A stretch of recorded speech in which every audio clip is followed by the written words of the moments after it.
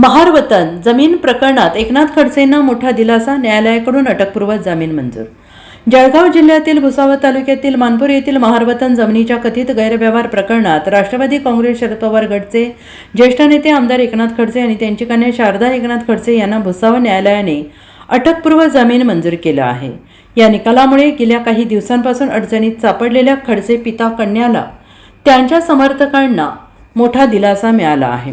भुसावळ तालुक्यातील मानपूर येथील रहिवासी चमेलाताई तायडे यांनी एकनाथ खडसे आणि त्यांच्या कन्येवर गंभीर आरोप केले होते. सन 2002 मध्ये मानपूर येथील महार वतन जमिनीवर गट क्रमांक 1222 तापी पूर्णा सहकारी साखर कारखाना उभारण्याच्या नावाखाली शेतकऱ्यांची दिशाभूल करण्यात आली आणि 51,000 रुपये टोकन देऊन जमीन हडपली असा आरोप फिर्यादीने केला होता. या तक्रारीच्या अनुषंगाने एकनाथ खडसे आणि शारदा खडसे यांच्या विरोधात बोदवड पोलीस ठाण्यात फसवणूक, कागदपत्रात फेरफार आणि अॅट्रॉसिटी कायद्यानुसार गुन्हा दाखल करण्यात आला होता आणि या गुन्ह्याविरोधात खडसे यांनी भुसावळ न्यायालयात धाव घेतली होती.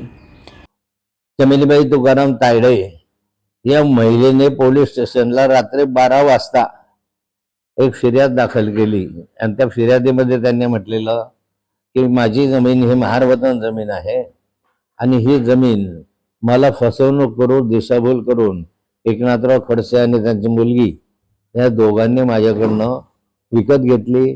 कमी किंमत दाखवली, जास्त किंमत द्यायचं ठरवलं परंतु किंमत मिळाली नाही. असं त्या खटल्याचं साधारण स्वरूप होतं.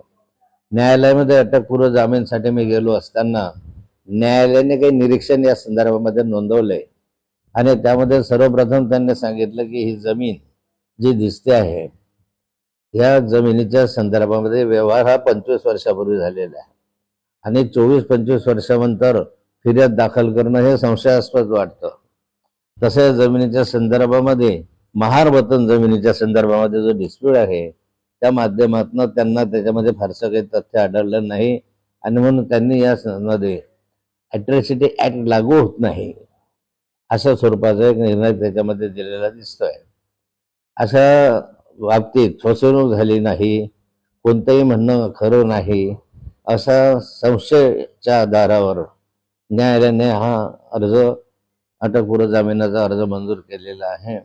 माझ्यावर खोटे नाटे दावे दाखल करण्याचा प्रयत्न अनेक वेळा झाला आणि हा एक राजकीय हेतूने प्रेरित अशा स्वरूपाचा दाखला आहे. राजकीय हेतूने प्रेरित आहे खटला असं न्यायालयानेच म्हटलेलं आहे. त्यामुळे आता काही शिक्कामोर्तब करायची गरज नाही.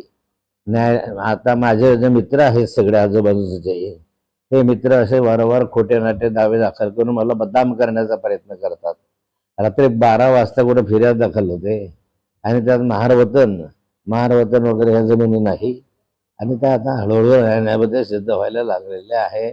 मी आता अशा स्वरूपाच्या ज्या काही यांनी खोट्या केसेस माझ्यावर दाखल केलेल्या आहे त्या दाखल केलेल्या केसेसच्या संदर्भामध्ये न्यायालयामध्ये लढा देणार आहे.